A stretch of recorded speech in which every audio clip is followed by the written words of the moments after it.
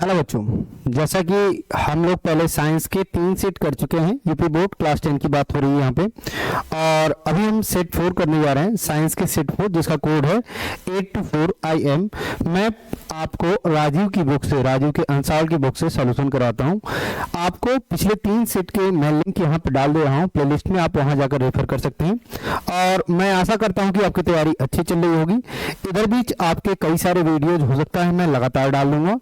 लगातार डालने का मतलब एक ही दिन में हो सकता है कई सारे वीडियो आएंगे, आपका काम बढ़ेगा इधर बीच।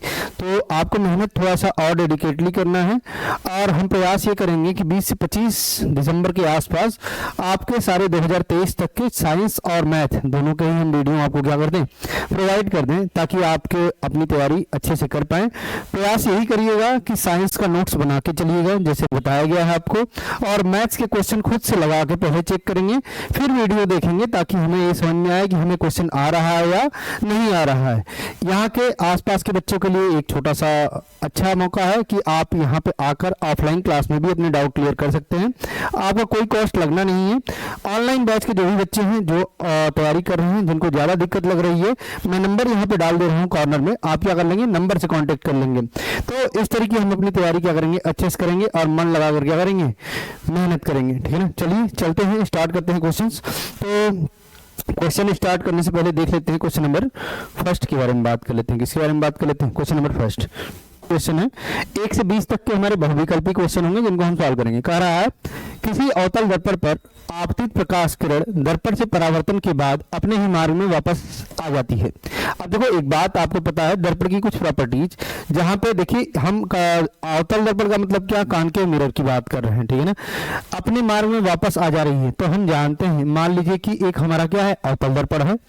अवतल दर्पण हमसे बोल रहा है, अवतल दर्पण अगर मैं बोलूं प्रकाश की किरण जा रही है, फोकस से होकर जाती है मुख्य अक्ष के समांतर। ये क्या होता है, मुख्य अक्ष। क्या होता है, मुख्य अक्ष। मुख्य अक्ष के समांतर जाने वाली मुख्य फोकस से होकर जाती है। किससे होकर जाती है, मुख्य फोकस, जिसको बोलते हैं एफ। और अगर हम बोले कि ये प्रकाशिक केंद्र से हमारी होकर जा रही है, वक्रता त्रिज्या से होकर जा रही है, सॉरी प्रकाशिक केंद्र तो लेंस में होता है, वक्रता त्रिज्या से होकर जा रही है, उसी डायरेक्शन में हमारी वापस हो जाती है। तो यही होता है कि आपसे बोल रहा है परावर्तन के बाद अपने ही मार्ग में वापस चली जाती है। तो ये कब आती है, वक्रता त्रिज्या पर। किस पे आती है, वक्रता त्रिज्या पर, जिसको बोलते हैं वक्रता केंद्र बोल सकते हैं। यहां से यहां तक की दूरी क्या होती है, ध्रुव से वक्रता केंद्र के बीच की दूरी को बोलते हैं वक्रता त्रिज्या, और इस पॉइंट को बोलेंगे वक्रता केंद्र। तो वक्रता केंद्र हमारा क्या हो जाएगा, आंसर हो जाएगा।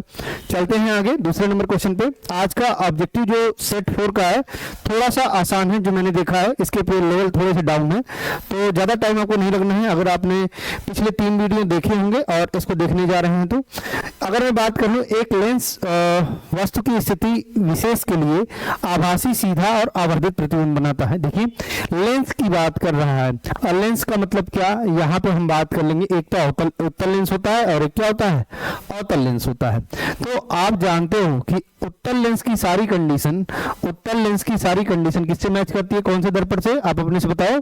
हाँ, कौन से दर्पण से, अवतल दर्पण से। कौन से दर्पण से, अवतल दर्पण से। तो ये मैच करता है अवतल दर्पण से। किससे मैच करता है, अवतल दर्पण से। तो हम जानते हैं एक कंडीशन कि उत्तल लेंस में एक ही ऐसी कंडीशन, या अवतल दर्पण में एक ही ऐसी कंडीशन होती है। लेंस की बात करेंगे तो यहाँ पे प्रकाशिक केंद्र, जिसको ऑप्टिकल सेंटर बोलते हैं, और फोकस के बीच में हमारा ऑब्जेक्ट होता है। तो पहले तो ये फोकस से होकर जाता है, मुख्य फोकस से होकर जाता है, क्योंकि लेंस में 2 फोकस होते हैं, हम जानते हैं। और अगर मैं बोलूं कि प्रकाशिक केंद्र से होकर जा रहा है, तो उसी डायरेक्शन में हमारा क्या हो जाता है, आगे बढ़ जाता है। यही तो हम जानते हैं। अब इन दोनों को जब हम पीछे की तरफ बढ़ाते हैं तो ये कहीं कट करते हैं, ये दोनों क्या करते हैं, कहीं कट करते हैं, और ये बनाते हैं बड़ा प्रतिबिंब। कैसा प्रतिबिंब बनाते हैं, बड़ा प्रतिबिंब। तो यहाँ पे ये कंडीशंस जो है, ये हमारा कौन सा है, उत्तल लेंस में ही आ रहा है, बड़ा बन रहा है, दर्पण के लेंस के पीछे की तरफ बन रहा है, मतलब आभासी बन रहा है। आवर्धित का मतलब क्या, बड़ा। आभासी है, सीधा है और आवर्धित है। तो यहाँ पे कौन सा होगा लेंस, आप जानते हैं उत्तल लेंस। कौन सा होगा, उत्तल लेंस। इसमें जो भी कंडीशन परिवर्तन बनती है अवतल लेंस में, ये बनती तो है लेकिन यहाँ आभासी बनेगा, सीधा बनेगा, लेकिन आवर्धित नहीं रहता है, छोटा रहता है। कैसा रहता है? छोटा। ये बात ध्यान रखिएगा, इसमें छोटा रहता है, इसमें कहाँ रहता है? बड़ा रहता है। इतनी बातें अगर आपको ध्यान होंगी तो आपको क्वेश्चन क्या हो जाएगा? सही हो जाएगा, कंफ्यूज होने की जरूरत नहीं पड़ेगी। तीसरा नंबर अगर मैं बात कर लूँ, कह रहा है नेत्र लेंस के फोकस दूरी में परिवर्तन किया जाता है। देखिए नेत्र लेंस की फोकस दूरी में कैसे परिवर्तन होता है? आप जानते हो कि यहाँ पे जब हम अंधेरे में जाते हैं, तो हमें थोड़ा सा लाइट से, जब हम अंधेरे में जाते हैं तो हमें थोड़ा सा टाइम लगता है, और हमारे आंखों में एक होती है क्या? पश्चमाभि मांसपेशियां, जिसको बोलते हैं सिलियरी मसल्स। क्या बोलते हैं? सिलियरी मसल्स बोलते हैं। सिलियरी मसल्स हमारी क्या होती हैं? कॉन्ट्रैक्ट हमारी होती रहती है। सिलियरी मसल्स के थ्रू लेंस भी हमारा क्या होता रहता है? कॉन्ट्रैक्ट होता रहता है और एक्सपेंड होता रहता है। जब अंधेरे में जाते हैं तो हमारा क्या होता है? लेंस थोड़ा सा बड़ा होता है, मतलब तो यहाँ टाइम लगता है। टाइम लगने का मतलब लेंस हमारा थोड़ा टाइम लगता है और वो बड़ा हो जाता है। जब हम लाइट में बहुत आते हैं तो उस समय हमारा क्या होता है? ये छोटा हो जाता है। तो ये छोटा बड़ा किसके द्वारा होता है? सिलियरी मसल्स के द्वारा, जिसको बोलते हैं पश्चमाभि मांसपेशियां।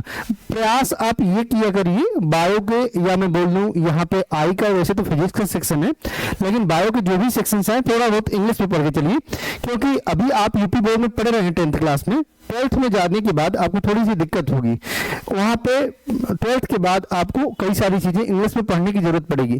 पहले से ही पढ़ते रहिए, क्या प्रॉब्लम है?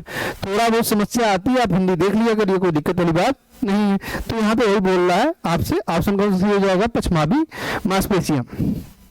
अगला नंबर क्वेश्चन हम बात कर लें, क्वेश्चन नंबर 4 की बात कर रहा है, स्वच्छ आकाश के नीले रंग के लिए। देखिए ये क्वेश्चंस पहले मैंने करवा दिया, इसका मैंने कारण भी बताया था पिछले सेट में, तो आप उसको रेफर कर लीजिएगा। यहाँ पे मेनली क्या होगा? प्रकीर्णन के द्वारा ये होता है, क्योंकि हम जानते हैं नीले रंग की जो हमारी प्रकाश तरंग दैर्ध्य होती है वो हमारी क्या होती है?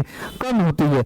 इस कारण से हमारा ये काम होता है। और प्रकीर्णन क्यों होता है? हम जानते हैं वायुमंडल में कई सारे धूल के कण और हमारे धूल धुएं इन सब के क्या होते हैं? कण। तो इनकी डेंसिटीज बार बार क्या होती रहती है, जिसको बोलते हैं घनत्व, बार बार बदलता रहता है। तो एक एक वो मीडियम का काम करता है, इसका काम करता है, मीडियम में काम करता है। और वहां पे हमारा क्या होता है? प्रकीर्णन के द्वारा आकाश हमें कैसा दिखाई देता है? तब नीले रंग का, क्योंकि नीले रंग की तरंग दैर्ध्य हमारी क्या होती है? सबसे कम। और लाल रंग की सबसे कम तो नहीं बोल सकते, ये कम होती है। और अगर हम बात कर लें लाल रंग की, तो हमारी क्या होती है? सबसे ज्यादा होती है। आप ये सब बात समझते हैं, क्योंकि पिछले सेट में मैंने करवा दिया, तो यहाँ पे करवा नहीं रहा हूं आपको। इसके बाद अगर मैं बोल लूं विद्युत बल्ब की बात कर, आप देखो इस क्वेश्चन को कर लेते हैं। कह रहा है विद्युत बल्ब 440 वाट की बात कर रहा है। देखो 440 वाट का मतलब कितना हो गया? ये दे रखा है पावर की वैल्यू। और कह रहा है 220 वोल्ट, 220 वोल्ट का मतलब ये दे रखा है 220 वोल्ट। क्या पूछ रहा है? प्रतिरोध कितना होगा? आप एक फार्मूला जानते, मैं तीनों फार्मूला बता रहा हूँ, ध्यान दीजिएगा। P इक्वल होता है VI। क्या होता है? VI। ये तो हमारा तब होता है जब हमें करंट की बात करें तब। यहाँ पूछ क्या रहा है? आपसे प्रतिरोध पूछ रहा है। क्या पूछ रहा है? प्रतिरोध। तो मतलब मुझे I की जरूरत नहीं है, I की जरूरत नहीं है। आप एक बात जानते हो, V इक्वल कितना होता है? IR। V इक्वल कितना होता है? IR। और I इक्वल कितना होता है? V/R। इस वैल्यू को मैं यहाँ पे रख सकता हूँ, I की वैल्यू को जो मैं क्या कर सकता हूँ? यहाँ रख सकता हूँ, तो हो जाएगा V²/R। P इक्वल टू, तो आप जानते हो V की वैल्यू आपको दे रखी है 220 × 220। और यहाँ पे अगर पावर की बात कर लेंगे, आर यहाँ पे चला जाएगा, पावर कहाँ आ जाएगा? देखो ये भाग है, इधर जाके गुणा हो जाएगा, ये गुणे में होगा, इधर आके क्या जाएगा? भाग। तो यहाँ पे हो जाएगा पी। पी का मतलब क्या? 220 × 220 बटे कितना? यहाँ पी का मान कितना है? 440। कितना है? 440। काटोगे तो कितना होगा? 2, और इसको काटोगे तो कितना आएगा? 110। तो 110 क्या आ गया? ओम आ गया, क्योंकि हम निकाल के आ रहे हैं प्रतिरोध। तो आपका ऑप्शन कौन सा सही हो जाएगा? ऑप्शन आपका डी सही हो जाएगा। ऑप्शन आपका कौन सा सही हो जाएगा? डी। देखो यहाँ पे तीनों फार्मूले जो मैं बात कर रहा था, एक फार्मूला तो आपका ये रहा, एक फार्मूला आपका ये रहा, और एक फार्मूला मैं बोल सकता हूं कि V इक्वल टू होता है IR। V इक्वल टू क्या होता है? IR। और I पहले से ही था, P इक्वल टू VI तो था, और V इक्वल टू कितना हो गया? IR। तो I इंटू IR का मतलब कितना? I²R। I²R। तो ये हमारा हो जाएगा तीसरा फार्मूला। तो तीनों फार्मूले आप क्या रखेंगे? ध्यान रखेंगे। और यूनिट सबकी क्या होगी? यहाँ पे अगर मैं बात कर लूँ तो वाट ही होती है पावर की। ठीक है ना, चलते हैं आगे। 5वें नंबर क्वेश्चन के बाद अगर मैं बात करूं, 6वां नंबर क्वेश्चन आसान सा क्वेश्चन है, ध्यान दीजिएगा। यहाँ पे आपको दे रखा है, कुछ सिंबल्स दे रखे हैं। एक तो दे रखा है प्रतिरोध दे रखा है, एक दे रखा है आपका प्रतिरोध दे रखा है, जिसको बोल रहे हैं परिवर्ती प्रतिरोध। इसको बोलते हैं, जब हम प्रतिरोध में ऐसा कुछ साइन लगा देते हैं, इसको बोलते हैं परिवर्ती प्रतिरोध। होता कैसा है? लैब में अगर आप गए होंगे तो स्लाइडर टाइप का होता है, आगे पीछे। इसको इंग्लिश में बोलते हैं रियोस्टेट। क्या बोलते हैं? रियोस्टेट। तो यहाँ पे अगर मैं बात कर लूँ तो इसका कौन सा है, परिवर्ती प्रतिरोध। ए से हमारा अमीटर होता है, तो हम जानते हैं ये अमीटर होगा। ये हमारा क्या है, विद्युत सेल है, तो ये दूसरा वाला हो जाएगा। वायर क्रॉसिंग का ये हो जाएगा। तो मैं बात कर लूँ पहले का तीसरा कहाँ है, ये है और ये भी है, ठीक है ना। दूसरे का कौन सा है, दूसरे का चौथा, ये वाला खत्म हो गया, ये वाला क्या होगा, खत्म। दूसरे का कौन सा है, चौथा, दूसरे का चौथा कौन सा है, दूसरे का चौथा ये है, ये दूसरे का चौथा नहीं है, ये खत्म हो गया। दूसरे का चौथा ये भी नहीं है, खत्म। मतलब ऑप्शन कौन सा सही हो जाएगा, दो तो आपको मिल गया सही, तो हमारा कौन सा हो जाएगा, ए ऑप्शन हो जाएगा, ठीक है ना। तो आप देख सकते हैं तीसरे का भी मिला लीजिए, तीसरे का कौन सा है, दूसरा, तीसरे का दूसरा आ रहा है, चौथे का कौन सा, पहला, तो ये मैच कर रहा है। तो पहला ऑप्शन आपको क्या हो जाएगा, सही हो जाएगा। सर्किट से रिलेटेड क्वेश्चन था कि कैसे रिप्रेजेंट करते हैं इसके बारे में। आगे बात कर लें, आपसे कह रहा है 7वां नंबर क्वेश्चन यहाँ पे कह रहा है कि किसी धारावाही परिनालिका को स्वतंत्रता पूर्वक लटकाने पर, देखिए एक बात ध्यान रखिए, धारावाही परिनालिका की बात कर लें या चुंबक की बात कर लें, अगर स्वतंत्रता पूर्वक आप लटका रहे हैं उसको, तो उसमें दो दिशाएं हमारी पहले प्रदर्शित होती हैं सदैव स्थिर स्थिति में। मैं बात करूंगा उत्तर दक्षिण। और ऐसा क्यों होता है, किसी धारावाही प्रणालिका को क्षैतिज तल में स्वतंत्र रूप से लटकाने पर वह उत्तर दक्षिण दिशा में स्थिर होगी। और ऐसा इसलिए होता है क्योंकि धारावाही प्रणालिका छड़ चुंबक की तरह कार्य करती है। किस तरह कार्य करती है, चुंबक की तरह। और चुंबक में भी यही प्रॉपर्टी होती है कि जब हम उसको फ्री करते हैं तो हमारा क्या होता है, स्थिर स्थिति में नॉर्थ और साउथ डायरेक्शन में हमारी क्या होती है, स्थिर रहती है। यही बात आपको समझ आनी चाहिए। दोनों में ये समानताएं हैं, एक तरीके से आप समझ सकते हैं। अभी अंतर भी है इस पेपर में, आपको धारावाही प्रणालिका और चुंबक में अंतर भी पूछा है, तो मैंने आगे बताया, आप उसको वहां पे रेफर कर लेंगे। आगे बात कर ले, अगर निम्न में से कौन सी धातु कमरे के ताप पर, देखो एक बात बार आती है आपको, कमरे के ताप पर मतलब रूम टेम्परेचर में बात करते हैं, मतलब जनरली बात कर रहे हैं हम, ठीक है ना, जनरली रूम टेम्परेचर पे मैं बात कर रहा हूँ, ठोस अवस्था में नहीं होती है। अब ये ध्यान देना, नहीं याद रखना, नहीं होती है। मैं जानता हूँ मैग्नीशियम तो होता है, ये भी हमारा ठोस अवस्था में होता है, ये भी ठोस अवस्था में। मरकरी जो होता है यही एक ऐसा है जो कि हमारा क्या होता है, ठोस अवस्था में नहीं होता है, तरल अवस्था में होता है, जिसको बोलते हैं लिक्विड स्टेट में होता है। किसमें होता है, लिक्विड स्टेट में होता है। तो यहाँ तक बातें आपको समझ में आ रही होंगी। आगे चलते हैं। अम्ल एवं क्षारक की अभिक्रिया से प्राप्त होता है। आप जानते हो कि जब प्रबल अम्ल की बात करते हैं या प्रबल क्षार की बात करते हैं, जब नहीं दिया तो आप तो वही मान के चलोगे, तो बनता है लवण और जल बनता है। क्या बनता है, लवण और जल बनता है। तो ये आपका ऑप्शन कौन सा सही हो जाएगा, चौथा ऑप्शन। आसान सा क्वेश्चन था, आपसे ही बोल रहा है रिएक्शन एसिड और बेस से आपसे पूछ रहा है, तो हमारा क्या होगा, साल्ट और वाटर बनेगा। क्या बनेगा, साल्ट और वाटर। आगे बात कर लेंगे, कह रहा है निम्न अभिक्रिया, आपको ये दे रखा है अभिक्रिया, कैल्शियम कार्बोनेट है, कैल्शियम कार्बोनेट को जब हीट कर रहे हैं तो कैल्शियम ऑक्साइड और क्या बन रहा है, यहाँ पे कार्बन डाइऑक्साइड। देखो कैल्शियम कार्बोनेट को जब हीट कर रहे हैं तो ये हमारा क्या है, कैल्शियम ऑक्साइड बन रहा है। तो मतलब यहाँ पे क्या हो रहा है, यहाँ अलग हो रहा है। अलग होने का मतलब क्या हो रहा है, यहाँ पे डीकम्पोजिशन हो रहा है। यहाँ क्या हो रहा है, डीकम्पोजिशन, जिसको बोल रहे हैं अपघटन अभिक्रियाएं हो रही है, ठीक है ना। विस्थापन तो नहीं होगा, विस्थापन तब होता है जब एक आयन का स्थान दूसरा ले लेता है। यहाँ कोई एक हमारा कंपाउंड है जो कि दो हमारे कंपाउंड में क्या हो रहा है, ब्रेक हो रहा है, तो इसको बोलेंगे क्या, ये बोलेंगे अपघटन अभिक्रिया। कौन सा बोलेंगे, अपघटन अभिक्रिया। तो ध्यान रखिएगा। दूसरा जिसको बोलते हैं डीकंपोजिशन रिएक्शन होगा। कौन सा रिएक्शन होगा, डीकंपोजिशन रिएक्शन। 10वां नंबर क्वेश्चन, आप जानते हो श्रृंखलन, श्रृंखलन का मतलब क्या, आप जानते हो कि ऑर्गेनिक केमिस्ट्री में मैं एक बात जानता हूं कि कार्बन ही एक ऐसा है जो कि क्या करता है, अपने आगे वाले कार्बन से क्या करता है, एक चैन बनाता है। तो ये जो चैन बनाने की प्रक्रिया है, इसकी कोई लिमिटेशन तो है नहीं। इसमें कई मिलियन हमारे ऐसे हैं जो कि क्या किए जा रहे हैं, खोजे जा रहे हैं, और कई सारे खोजे जा चुके हैं। तो इस कारण से कार्बन की प्रॉपर्टी को ही बोलते हैं श्रृंखलन। तो श्रृंखलन के लिए कौन सा होगा, कार्बन होगा। ये सब तो हुआ नहीं। तो हम बात कर लेंगे अगला नंबर क्वेश्चन, 11 नंबर क्वेश्चन के बाद बात कर लेंगे 12। देखिए आप एक बात जानते हो कि आपसे पूछ रहा है निम्न में से एल्काइन के बारे में बताना है। किसके बारे में बताना है, एल्काइन के बारे में। तो आप जानते हो कि एल्काइन का फार्मूला क्या होता है, CnH2n-2। लेकिन जब भी एल्काइन की मैं बात करता हूं, एल्काइन हमेशा किस तरह होता है, ट्रिपल बॉन्ड में। जब मैं बोलता हूं एल्कीन, क्या बोलता हूं, एल्कीन, तो ये हमेशा किस में आता है, डबल बॉन्ड में आता है। और जब मैं बोलता हूं एल्कीन, तो ये किस में आता है, ये आता है सिंगल बॉन्ड में। तो आपको पता है ये है एल्काइन, ये क्या है, एल्काइन, ये है एल्कीन, और ये क्या है, एल्कीन। क्या है, एल्कीन। तो आप इतनी बातें समझ रहे हो। तो मतलब कौन सा हो जाएगा, 3 बॉन्ड हमारा जहां बनेगा। आप देखो 3 बॉन्ड तो यहाँ है नहीं, यहाँ सिंगल बॉन्ड डबल बॉन्ड है, ये 3 बॉन्ड है, यही होगा हमारे समझ से, बी वाला ऑप्शन सही होगा। यहाँ पे डबल बॉन्ड है, ये है नहीं, तो 3 बॉन्ड हमारा कहाँ है, बी वाले में। तो आपका ऑप्शन कौन सा सही हो जाएगा, बी वाला सही हो जाएगा। चलते हैं आगे। 12 नंबर क्वेश्चन के बाद बात कर लेते हैं ईंधन और औषधियों को। देखिए एक बात समझिए, इसके बारे में आपने पर्टिकुलरली पढ़ रखा है इस टॉपिक को। यहाँ पे एथेनॉल को जब बताया गया था, अभी एथेनॉल का फार्मूला क्या होगा, अगर मैं आपसे पूछूं तो क्या बताओगे आप? तो आप जानते हो कि CH3 और हम बात कर लेंगे CH2OH, तो ये क्या हो गया, मेथ एथेनॉल हो जाएगा। क्या हो जाएगा? एथेनॉल। तो यही होगा हमारा CH3 CH, जिसको हम बोलते हैं क्या, C2H5OH भी बोलते हैं, ठीक है ना। तो इसका रिएक्शन अलग से आपने पढ़ रखा था। इसका ही यूज हम करते हैं किस तरह, ईंधन के रूप में भी करते हैं और औषधियों के रूप में भी करते हैं, दोनों रूप में करते हैं, ठीक है ना। आगे चलते हैं। देखिए 14 नंबर क्वेश्चन आपसे कह रहा है गुर्दे की इकाई आपसे पूछ रहा है, किडनी का हमसे बोल रहा है, किडनी का हमसे यूनिट पूछ रहा है, यूनिट ऑफ किडनी जिसको बोलना है गुर्दे की इकाई उत्सर्जन की प्रक्रिया में भाग लेती है। उत्सर्जन का मतलब हम यहाँ बात कर रहे हैं एक्सक्रेशन से बात कर रहे हैं। तो आप जानते हो कि गुर्दे की इकाई जब हम बोलते हैं तो हम बोलते हैं नेफ्रॉन को बोलते हैं। किसको बोलते हैं? नेफ्रॉन, जिसको हम बोलते हैं वृक्काणु। तो खैर आप नेफ्रॉन ज्यादा इजी है याद करना, आप इसी को ध्यान रखेंगे, यही होता है हमारा, और कुछ नहीं होता है। तो आगे अगर हम बात कर लें 15 नंबर क्वेश्चन, पौधे में जाइलम, देखिए दो होते हैं, इसको बोलते हैं वैस्कुलर टिश्यू बोलते हैं। क्या बोलते हैं?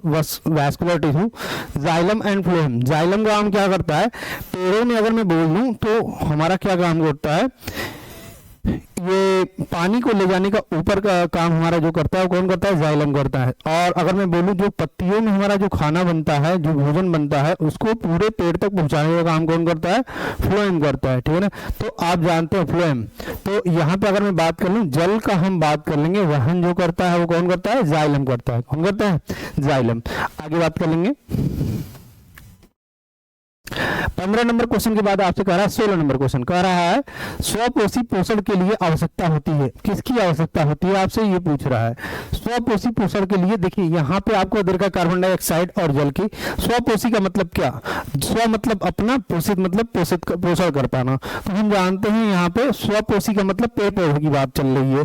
कार्बन डाइऑक्साइड और जल पेड़ पौधों की जरूरत होती ही है। क्लोरोफिल भी होता है हमारा और सूर्य का प्रकाश भी होता है, तीनों होता है। तो यहाँ चौथा ऑप्शन आपको सही हो जाएगा, इनमें से सभी। आपको सारा ही देखिए, कई बच्चे क्या होंगे इस क्वेश्चन में भी ऐसा हो जाता है, कोई करना नहीं चाहता, हो जाता है कि आप क्वेश्चन पढ़े, आपको पहला ऑप्शन दिखा, आपने टिक कर लिया, आगे आपने पढ़ा ही नहीं। तो यहाँ पे इनमें से सभी का दे रखा है, तो ये जल्दबाजी में होता है। आपको करना क्या है, थोड़ा सा सारे ऑप्शन को एक बार रेफर कर लेना एग्जाम में। ये छोटी गलती है लेकिन हो जाती है कभी गाल करके, बट हम ध्यान देंगे तो नहीं होगा, ठीक है ना। आगे बात कर ले अगर हम 16 नंबर क्वेश्चन के बाद हमसे बात कर रहा है 17 नंबर क्वेश्चन की बात कर रहा है।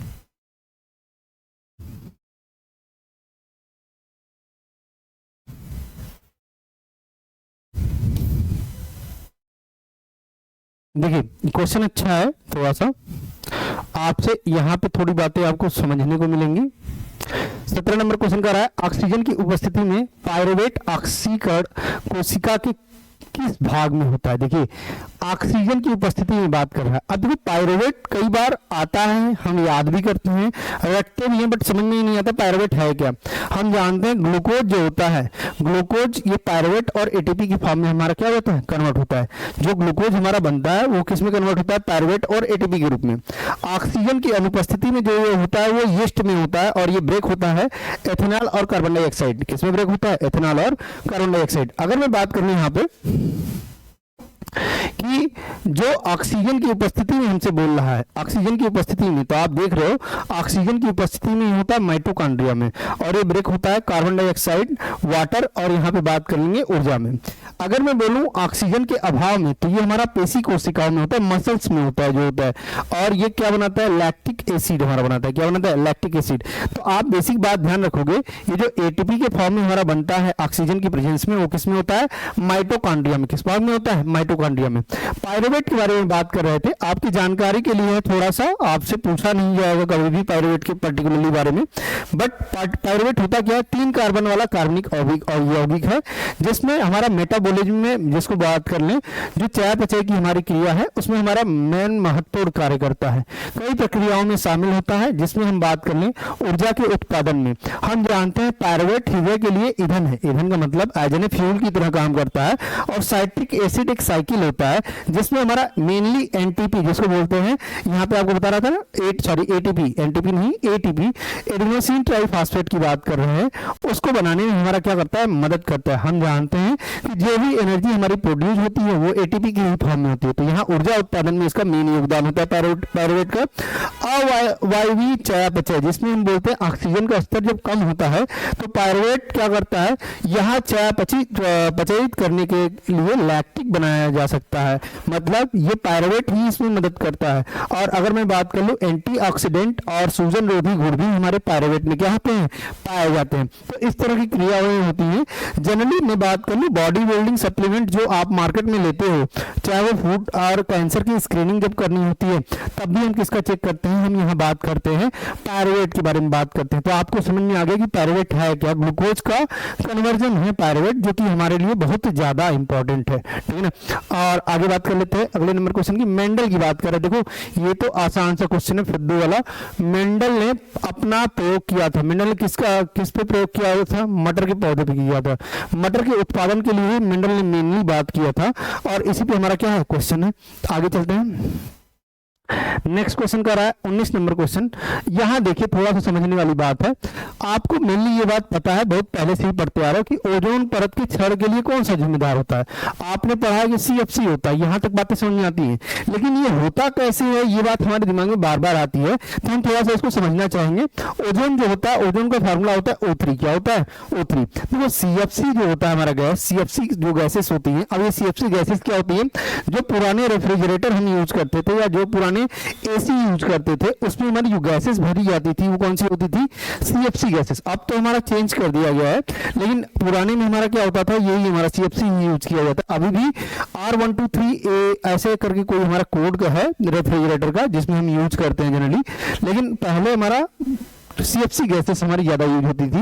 विद्युत चुंबकीय विकिरण सनलाइट के प्रेजेंस में आकर ये क्लोरीन और CFCl2 हमारी बना लेती हैं, और यही जो हमारा क्लोरीन बनता है ये क्लोरीन रिएक्ट करता है किससे, ओजोन से रिएक्ट करता है और बन जाता है ClO और O2 में। ये ClO फिर से हमारा ओजोन से रिएक्ट करता है और फिर से हमारा Cl के फ्री रेडिकल बनाता है। ये फर्दर बार बार करता रहता है और ओजोन लेयर को बार बार क्या करता रहता है, डिप्लेट करता रहता है। डिप्लेट करने का मतलब क्षरण करता रहता है। तो इस कारण से हमारा क्या होता है, ओजोन लेयर धीरे धीरे क्या होता रहता है, कम होता रहता है। बेसिक बातें हैं, आपसे कभी पूछा नहीं जाएगा, जानकारी आपको रखनी चाहिए। साइंस पढ़ रहे हैं तो साइंस थोड़ा सा लॉजिकली आप समझने का प्रयास किया कीजिए।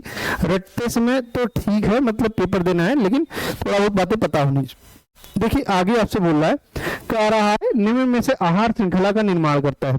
कौन निर्माण करता है आहार श्रृंखला का? अब देखो बेसिक बातें हमको यहाँ पे भी पता है कि अगर मैं बात कर लूँ, देखो घास गेहूं तो खाएगा नहीं, तो ये तुम्हारा सिक्वेंसी गलत है। घास को खाता है बकरी, ठीक है, बकरी को खाता है मनो, ये ऑप्शन हमारा सही है। यहाँ पे बात कर लें बकरी, गाय तो बकरी को खाती नहीं है, तो ये भी हमारा ऑप्शन गलत है। और मछली घास खाता नहीं है, तो ये गलत हो गया।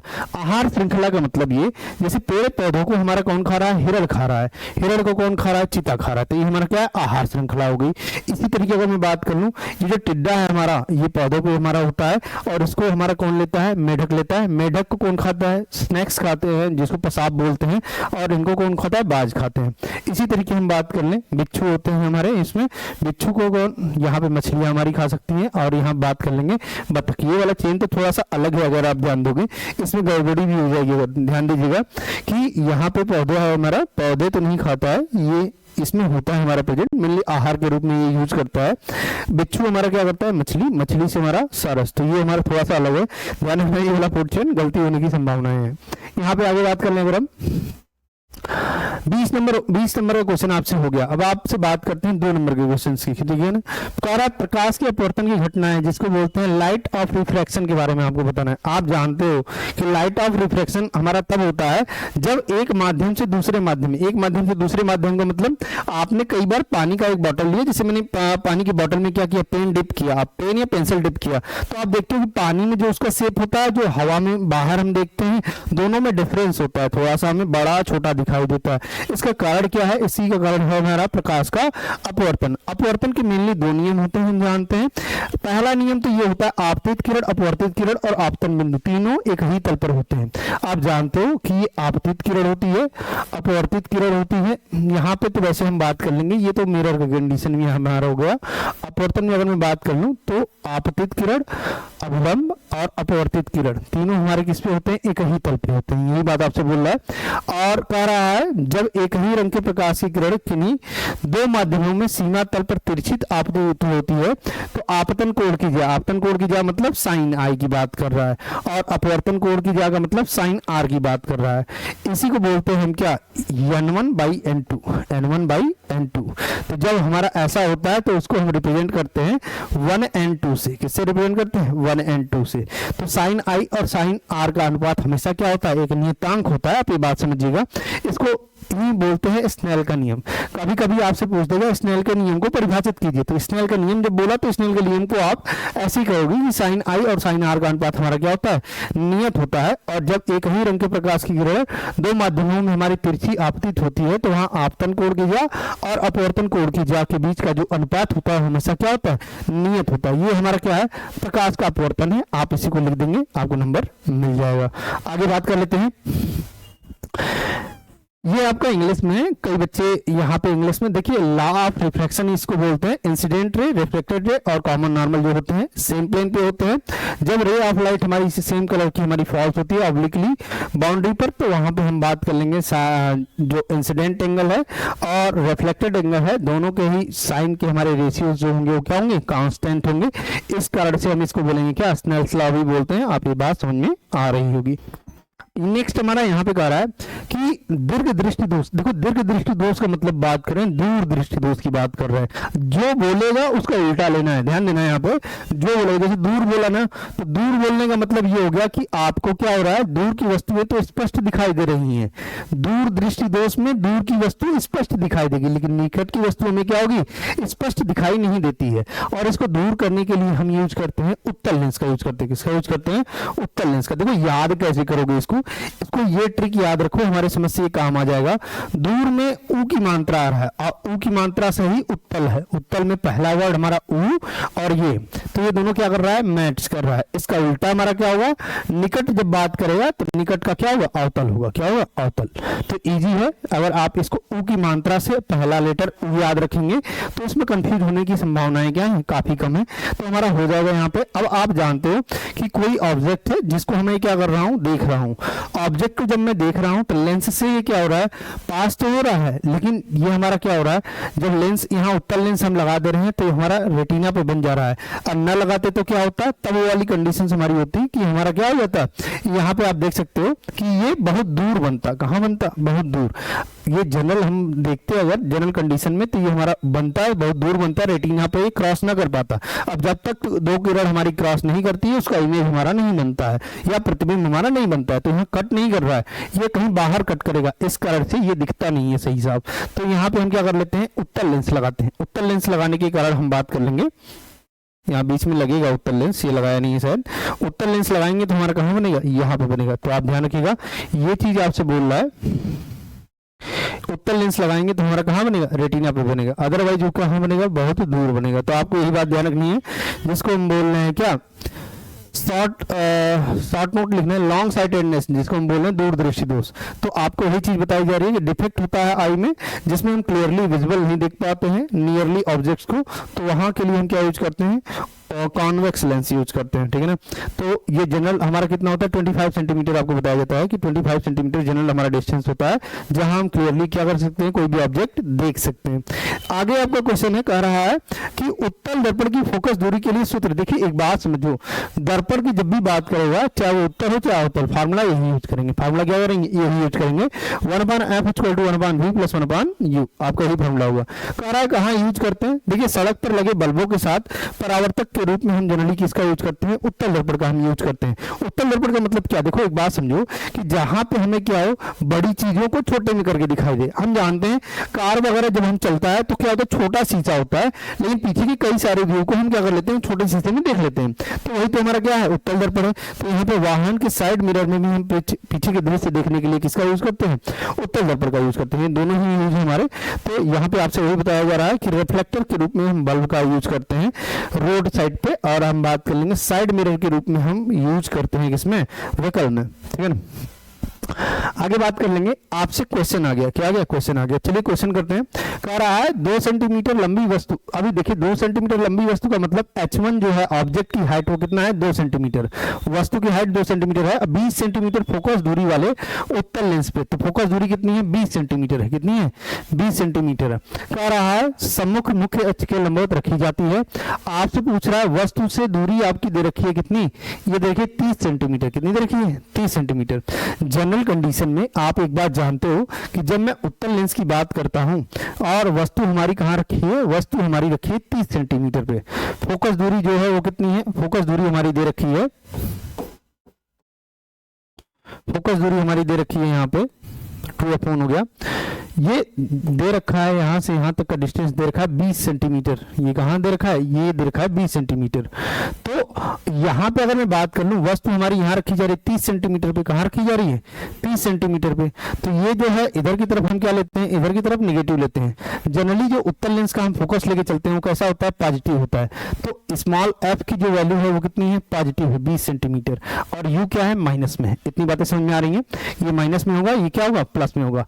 ऑब्जेक्ट हमारा मुख्य अक्ष से ऊपर की तरफ है, तो ये 2 सेंटीमीटर हमारा क्या होगा, पॉजिटिव ही लेंगे। यहाँ पे हमारा ये हो गया। कह रहा है प्रतिबिंब की स्थिति और प्रकृति ज्ञात करिए। देखिए आप फार्मूला जानते हो कि 1/f इक्वल टू लेंस में 1/v माइनस 1/u होता है। और आपको पता है f और u पता है, v निकालना है। तो 1/v इक्वल टू कितना हो जाएगा, 1/f प्लस 1/u। यहाँ पे वैल्यू पुट कर दोगे। f की वैल्यू कितनी है, 20 है। और यहाँ बात कर लेंगे प्लस 1/-30 हो जाएगा। माइनस को इधर भेजेंगे तो हो जाएगा 1/20 माइनस 1/30। सॉल्व कर लेंगे, एलसीएम हो जाएगा 60, 20 3 60 और 30 गुना 60, तो हो जाएगा 1/60। 1/60 का मतलब कितना, यहाँ पे निकाल लेंगे v इक्वल टू, तो कितना आ जाएगा, 60 सेंटीमीटर होगा। कहाँ होगा, 60 सेंटीमीटर। अब देखो एक बात समझो, एक बात तो तुमको समझ में आ गई, मुख्य ये समांतर होगा, मुख्य अक्ष के क्या हुआ, समांतर। मैंने थोड़ा टेढ़ा हो गया बट आप समांतर ही बनाओगे, ठीक है ना। ये जब हमारा होता है तो ये हमारा मुख्य अक्ष के समांतर जा रहा है। 60 सेंटीमीटर जब बन रहा है तो कहाँ बनेगा, दर्पण के पीछे की तरफ बनेगा। कहाँ बनेगा, दर्पण के पीछे की तरफ बनेगा, ठीक है ना। ऑप्टिकल सेंटर से अगर मैं यहां से पास करूंगा तो ये कुछ ऐसे बनेगा, ये यहाँ पे जाएगा आपका, ठीक है ना। यहाँ पे अगर मैं बात कर लूं तो ये उल्टा बनेगा हमारा, वास्तविक बनेगा, ठीक है ना। और 60 सेंटीमीटर बनेगा। कैसा बनेगा, 60 सेंटीमीटर। मैं देख लेता हूँ इसको, m इक्वल टू कितना होता है, h2/h1, h2/h1। तो और इसी को हम बोलते हैं कितना, v/u। आवर्धन क्षमता इक्वल टू होता है हमारा, h2 मुझे निकालना है। h2 मुझे क्या करना है, निकालना है। h1 2 दे रखा है, v कितना दे रखा है आपको, v आपने निकाला 60 दे रखा है। कितना दे रखा है, 60। और u कितना दे रखा है आपका, u दे रखा है -30। कितना दे रखा है, -30। तो जब आप इसको सॉल्व करोगे, काटोगे तो कितना आएगा, ये आ जाएगा 2 और h2 इक्वल टू आ जाएगा -4। कितना आ जाएगा, -4 सेंटीमीटर। -4 का मतलब देखो उल्टा भी बन रहा है। कैसा बन रहा है, उल्टा बन रहा है। तो यहाँ पे लेंस के सामने हमारा बनेगा इस साइड पे, और 2f2 और अनंत के हमारे कहाँ होगा, बीच में होगा। ये हमारे प्रतिबिंब की कंडीशन से। और यहाँ से यहाँ तक की दूरी देखोगे आप तो ये हमारा कितना था, 20, ये 40, तो ये दूर बन रहा है 60 हमारा आ रहा है ना यहाँ आसपास। तो v इक्वल टू कितना होगा, 60। आप क्लियर फिगर एक बार बना लोगे इसका, तो आपको फिगर और ये क्वेश्चन साथ में कर लेना। तो होता क्या है, फिगर बनाने के बाद कंडीशंस को अगर सॉल्व करते हैं इसमें, तो हमें क्या होता है, क्लैरिटी थोड़ी ज्यादा होती है। तो आप ऐसे ही किया करिए, किसी भी क्वेश्चन का फिगर बनाया करिए और देखिए क्या सारी कंडीशंस फॉलो कर रही है जो आपने पढ़ा है, तो आपको नंबर ठीक ठाक मिल भी जाएंगे। कह रहा है किसी चुंबकीय क्षेत्र में धारावाही चालक पर लगने वाले बल किन किन कारकों पर निर्भर करते हैं। तो कौन कौन से ऐसे फैक्टर हैं जो कि हमारा क्या करता है, धारावाही चालक निर्भर करता है। अब देखिए धारावाही चालक जो होता है, चालक में धारा का मान हम बात कर लेंगे, धारा के मान पर निर्भर करता है, ठीक है ना। जैसे जैसे धारा हमारी बढ़ती जाती है, धारावाही चालक पे हमारा जो बल होता है वो भी क्या होता जाता है, बढ़ता जाता है। इसी तरीके हम बात कर लेंगे चुंबकीय क्षेत्र की तीव्रता, कि ये चुंबकीय क्षेत्र की तीव्रता के भी अनुक्रमानुपाती होता है। ये बढ़ेगा तो बल हमारा क्या होगा, बढ़ेगा। और अगर लंबाई है तो लंबाई में भी हम बात कर लेंगे, लंबाई बढ़ता है तो ये हमारा क्या होता है, बढ़ता है। तो ये तीनों के हमारे क्या होता है, अनुक्रमानुपाती। और इनके बीच जो चालक और चुंबकीय क्षेत्र होता है उनके बीच के कोण होता है, उसके हमारा क्या होता है, साइन के अनुक्रमानुपाती होता है। तो 90 डिग्री का कोण हमारा क्या होता है, सबसे अधिकतम होता है। तो साइन के लिए ही हमारा सबसे 90 डिग्री होता है। तो आप यहाँ पे तीनों को कंबाइन करोगे तो यही बन जाएगा BIL साइन थीटा। BIL कितना हो जाएगा, साइन थीटा। यही आपसे क्या कर रहा है, कह रहा है।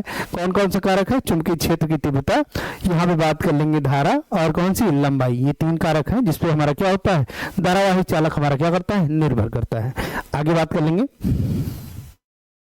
यही मेरा इंग्लिश में यहाँ पे दे रखा है कि यहाँ पे कौन कौन से फैक्टर्स है करंट कैरिंग कंडक्टर में मैग्नेटिक फील्ड हमारा क्या करता है, डिपेंड करता है। तो हम जानते हैं यहाँ पे करंट हमारा होता है, दूसरा हम बात कर ले मैग्नेटिक फील्ड इंटेंसिटी होता है, और लेंथ ऑफ कंडक्टर होता है। इन तीनों पे डिपेंड करता है। और angle between the conductor and magnetic field, ये हमारा चौथा फैक्टर होता है, इस पे मेनली क्या करता है, डिपेंड करता है। आगे बात कर लेते हैं। यहाँ पे देखो आ गया क्वेश्चन आपका, जो मैं कह रहा था अभी ऑब्जेक्टिव में, कि चुंबक और धारावाही प्रणालिका में अंतर क्या होता है। देखो धारावाही प्रणालिका कैसा होता है, ऐसा हमारा होता है, वायर टाइप को हम क्या करते हैं, इसको वाइंड करते हैं। तो ये सर्किट से जब फ्लो कराते हैं तो ये हमारा किस तरह बिहेव करता है, ये बिहेव करता है एज एन मैग्नेट की तरह बिहेव करता है, जिसको बोलते हैं चुंबक की तरह बिहेव करता है। तो यहाँ पे धारावाही प्रणालिका में अगर मैं बात कर लूँ, चुंबक में जो होता है, दंड चुंबक के सिरों में चुंबकत्व तो अधिकतम होता है, मध्य में न्यूनतम होता है। यहाँ पे अगर आप देखेंगे तो ये जो सिरे हैं इस पे हमारा क्या होता है, मैग्नेटिक फील्ड जो होती है वो क्या होती है, ज्यादा होती है। अगर सेंटर पे देखेंगे तो हमारी क्या होती है, कंपैरेटिवली कम होती है। प्रणालिका के अंदर प्रत्येक बिंदु पर चुंबकत्व हमारा क्या होता है, लगभग मैं बात कर लूंगा समान होता है, लेकिन केवल सिरों के पास यहाँ बात कर लेंगे, सिरों के पास हमारा थोड़ा सा क्या होता है, कम होता है। थोड़ा सा क्या होता है, कम। पूरे हम बात कर लेंगे सब जगह एक समान होता है, लेकिन सिरों पर हमारा कम होता है। सिरों की ध्रुवता हमारी क्या होती है, नियत होती है। मतलब यहाँ नॉर्थ पोल और साउथ पोल की बात कर रहा है, ध्रुवता जो होती है वो हमेशा क्या होती है, नियत होती है। यहाँ इनकी ध्रुवता किस पर निर्भर करती है, कि ये कितना धारा इसमें प्रवाहित हो रहा है। जितनी ज्यादा धारा हमारी प्रवाहित होगी, क्योंकि यहाँ से जाएगा, सॉरी पॉजिटिव से नेगेटिव की तरफ जाता है, तो यहाँ पे जितनी हमारी धारा प्रवाहित होगी उतनी ही ध्रुवता हमारी क्या होगी, ज्यादा होगी। चुंबकत्व तो हमारा क्या होता है, इसका स्थायी होता है। अगर मैं बात कर लूं मैग्नेट है तो मैग्नेट की जितनी चुंबकत्व क्षमता होगी वो स्थायी होती है। ये हमारा किस पर डिपेंड करता है, ये धारा पर निर्भर करता है, कि अगर धारा बहा रहे हैं तो चुंबकत्व हमारा क्या होता रहता है, बढ़ता जाता है। तो ये हमारी क्या है, अंतर है। आप इसको याद रखेंगे, आप फिगर बना देंगे, इसको लिख देंगे, आपको नंबर मिल जाएगा। 2 नंबर का क्वेश्चन है, मिल जाएगा। आगे बात कर लेंगे, ये इंग्लिश में हमारा कि मैग्नेटिज्म मैक्सिमम हमारा एंड पे होता है और मिनिमम हम बात कर लेंगे सेंटर पे होता है। मैग्नेटाइजेशन यहाँ बात कर लेंगे every point inside the solenoid, solenoid इसी को बोलते हैं धारावाही प्रणालिका को, और ये लेस होता है नियर द एंड्स पे। यहाँ पोलैरिटी हमारी क्या होती है, लेवल ऑफ कांस्टेंट होती है, लेकिन यहाँ पोलैरिटी हमारी क्या होती है, एंड्स पे हम बात कर लेंगे। करंट फ्लो पे हमारी क्या करेगी, डिपेंड करेगी कितना करंट फ्लो हो रहा है। ये परमानेंट होता है हमेशा, मतलब फिक्स होता है। यहाँ पे हम बात कर सकते हैं अगर करंट हम बढ़ा रहे हैं तो हमारी क्या होती है, मैग्नेटिज्म हमारी क्या होती है, बढ़ सकती है। तो आगे चलते हैं। नेक्स्ट हमसे कह रहा है धारावाही चालक से संबंध चुंबकीय क्षेत्र की दिशा ज्ञात करने के लिए दक्षिण हस्त अंगुष्ठ नियम, जिसको बोलते हैं मैक्सवेल का नियम भी बोलते हैं। क्या बोलते हैं, मैक्सवेल कॉर्कस्क्रू रूल हमारा इसी पे डिपेंड होता है। आप अगर मैं बात कर लूं कि मान लीजिए ये स्क्रू है और इसको मुझे क्या करना है, अगर मैं इसको इधर की तरफ क्या कर रहा हूँ, टिल्ट कर रहा हूँ, तो आप देख रहे हो जब मैं घुमाता हूँ इसको तो ये कहाँ जाता है, इन साइड पे जाता है। कहाँ जाता है, इन साइड पे। तो बात तो यही है कि मैग्नेटिक फील्ड इस डायरेक्शन में लग रही है हमारी। आपको अगर बाहर की तरफ इसको खोल रहे हैं तो ये क्या होगा, इधर की तरफ अगर हमारा जा रहा है, आप देख रहे हैं एंटी क्लॉकवाइज जब घुमाते हैं तो किधर की तरफ जाएगा, बाहर की तरफ। क्लॉकवाइज घुमाएंगे तो किधर की तरफ जाएगा, अंदर की तरफ। ठीक इसी तरीके ये जो थंब है हमारा किस तरह डाउनवर्ड साइड्स पे है, तो ये किसको, विद्युत धारा को रिप्रेजेंट करेगा।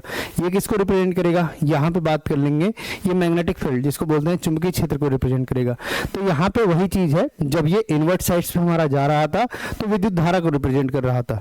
ये जो घूमने की दिशाएं थी ये किसको रिप्रेजेंट कर रही थी, चुंबकीय क्षेत्र को रिप्रेजेंट कर रही थी। तो दोनों बातें हमारे एक ही हैं, मैक्सवेल का कार्क-स्क्रू रूल और दक्षिण हस्त अंगुष्ठ के नियम एक ही नियम को फॉलो करते हैं हमारे।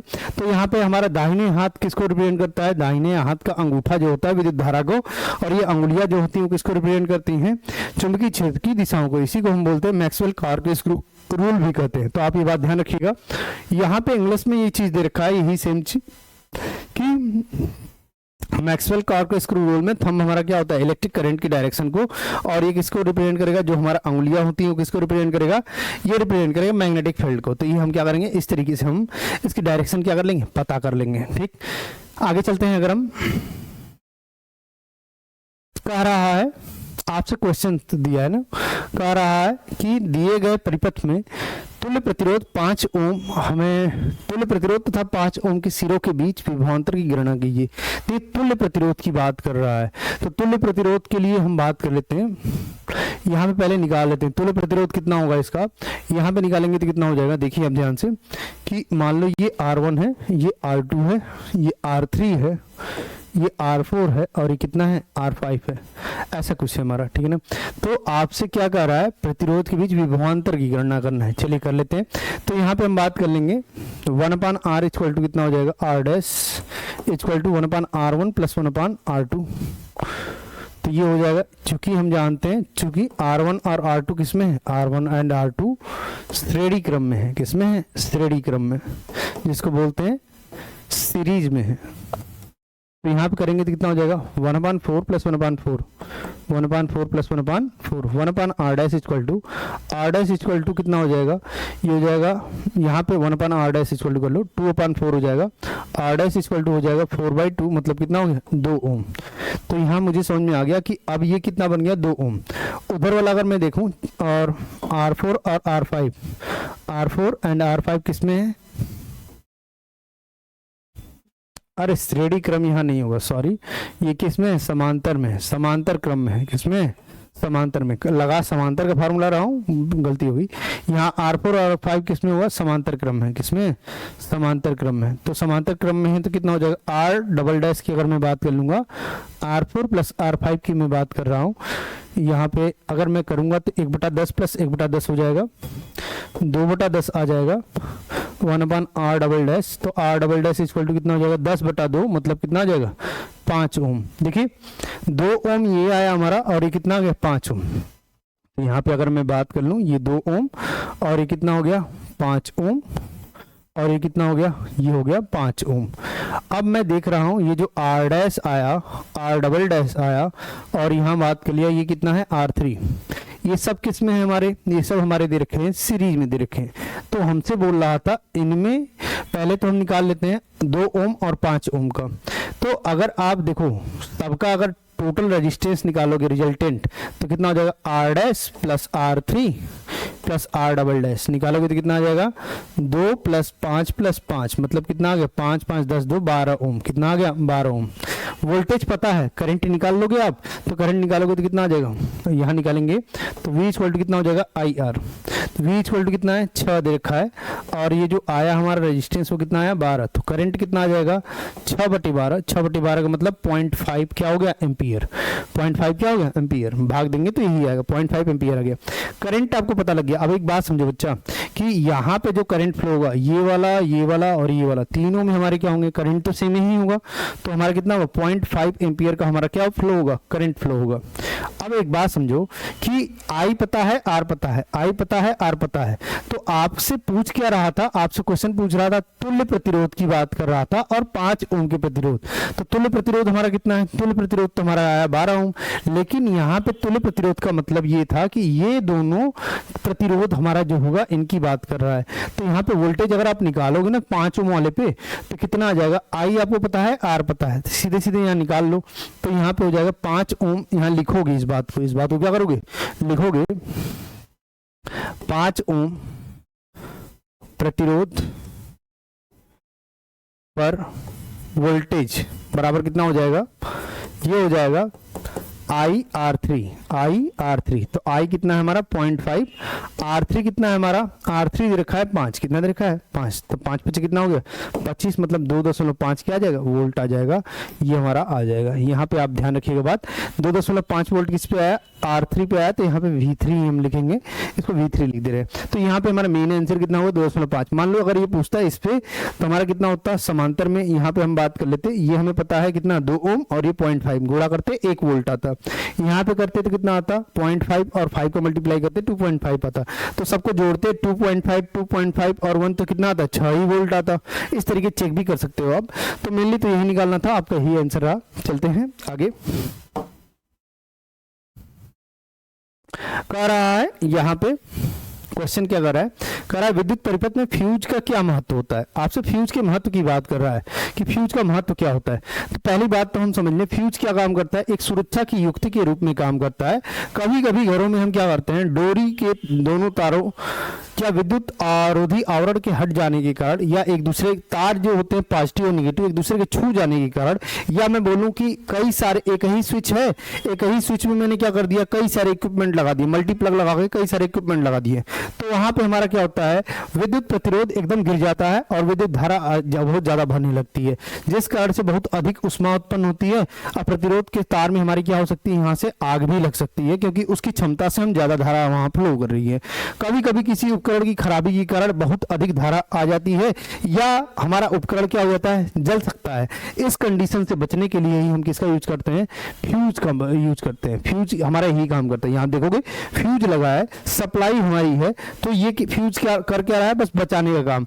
हम जानते हैं कि जो हाई हमारे महंगे कॉस्टली जो होते हैं उपकरण, उसमें हम क्या लगाते हैं फ्यूज तार का यूज करते हैं। ऐसे ही पतली सीसी टाइप की होती है, वो ब्रेक हो जाते हैं, बीच में से वायर क्या हो जाती है ब्रेक हो जाती है, सप्लाई हमारी नहीं जाती है, तो उपकरण हमारा बच जाता है। वो बस फ्यूज हमारा तार वही हमारा क्या करता है मेन काम करता है। आगे इसमें दूसरा क्वेश्चन भी है, कह रहा है विद्युत की आपूर्ति के लिए बात कर रहा है। विद्युत की आपूर्ति 220 वोल्ट पर की जाती है। मकान में प्रयुक्त अनुमतांक के बारे में बताइए। विद्युत ऊर्जा का व्यापक ये भी लिखिए। देखिए एक बात समझिए, टोटल वाट आपको पता है कि कुल अधिभार हमारा कितना है 2200 वाट है। कितना है 2200 वाट। और एक फार्मूला आप जानते हो क्या, P equal to VI। P equal to क्या जानते हो VI। P इक्वल टू होता है हमारा P इक्वल टू होता है VI। P इक्वल टू कितना होता है VI होता है। तो आप जानते हो विद्युत आपको P की वैल्यू दे रखी थी 2200 वाट। कितनी दे रखी थी 2200 वाट। और जो आपको दे रखा था वोल्टेज दे रखा था वो कितना है 220 वोल्ट दे रखा है। आपसे पूछ क्या रहा था अनुमतांक, जिसको हम बोल रहे हैं क्या, आप ये वर्ड से कंफ्यूज हो जाओगे, ये पूछ धारा ही रहा है, पूछ क्या रहा है धारा ही पूछ रहा है, अनुमतांक इसको बोल रहा है। तो I इक्वल टू कितना हो जाएगा, सीधे सीधे निकालोगे तो 2200 बटे कितना आ जाएगा 220, और जब सॉल्व करोगे तो कितना आएगा 10 आएगा। कितना आएगा 10। तो यहाँ पे 10 एम्पियर हो जाएगा। और आप जानते हो व्यापारिक मात्रक जो होता है किलोवाट आवर होता है। क्या होता है किलोवाट आवर।